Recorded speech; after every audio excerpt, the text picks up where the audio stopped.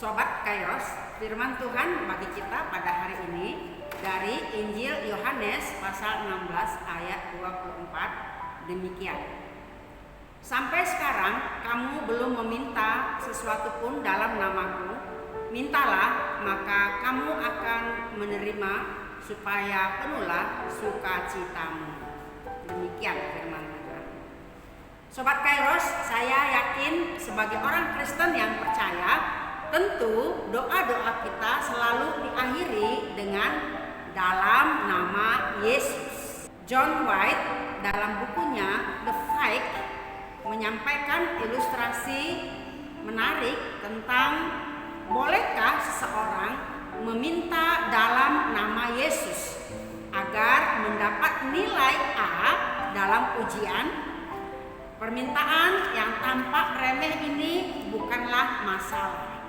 Persoalannya adalah apakah permintaan dalam ujian itu berhubungan dengan tujuan Allah dalam kehidupan si peminta itu. Permintaan itu dapat saja dikabulkan karena Tuhan ingin memberi dengan kebaikannya, kemurahannya, ataupun perkenanannya pada hidup kita. Nas hari ini cukup sering digunakan sebagai acuan untuk berdoa. Bahkan kata-kata sesuatu berarti itu apa saja, ya, seakan-akan menjadi semacam jaminan bahwa kita boleh mendoakan atau meminta apa saja kepada Tuhan.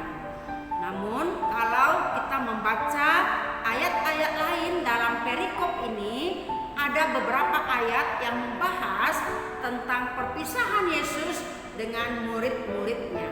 Yesus ingin agar para murid bersukacita setelah apa yang mereka minta pasti akan diberikan.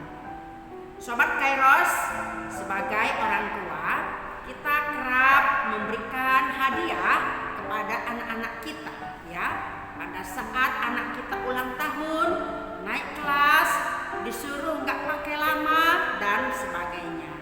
Kita memberi karena alasan-alasan seperti itu.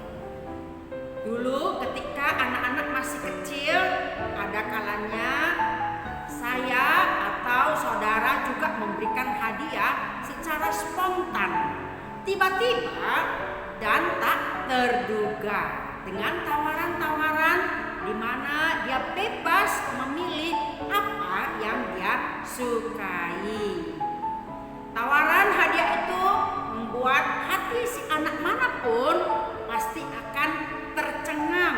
Wow, katanya, dengan hati gembira. Hadiah kejutan tersebut benar-benar tanpa syarat, bukan karena sesuatu kebaikan yang dilakukan oleh anak itu kepada kita sebagai orang tua, bukan karena mendapat nilai yang bagus, bukan karena dia naik kelas, bukan juga karena dia ulang tahun. Saya memberi karena saya ingin memberi. Itulah yang disebut dengan favor. Favor bisa berarti kemurahan, kebaikan, bisa juga berarti perkenanan. Tahukah kita bahwa Tuhan seringkali menyatakan perkenanannya kepada kita? Tuhan memberkati kita karena Dia memang ingin memberkati kita, bukan karena kita baik, bukan karena sudah berjasa dan berkontribusi yang penting untuk kerajaan Allah, bukan karena kita layak mendapat upah atas kebaikan-kebaikan kita, bukan karena itu semua.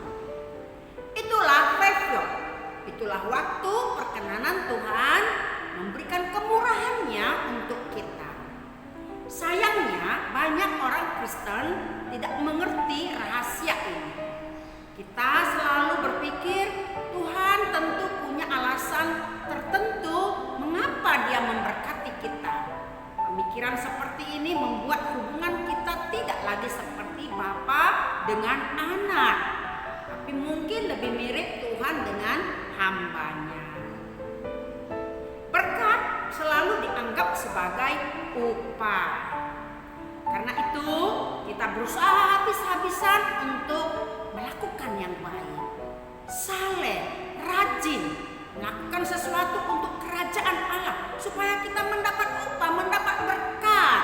Kita harus baik dulu supaya kita diberkati. Dan seringkali mendengar petikan doa seperti ini. Ya Tuhan, ampunilah dosa-dosa kami agar tidak terhalang berkat-berkat yang akan kami terima. Padahal kata Yesus kepada murid-muridnya, sampai sekarang kamu belum meminta sesuatu pun dalam namaku. Disinilah Yesus mau mengekspresikan favor, kebaikannya, kemurahannya kepada para murid dan juga kepada kita yang percaya kepadanya. Kiranya Tuhan memberkati segala aktivitas kita pada satu hari ini. Terpujilah nama Yesus Kristus Tuhan kita. Amin.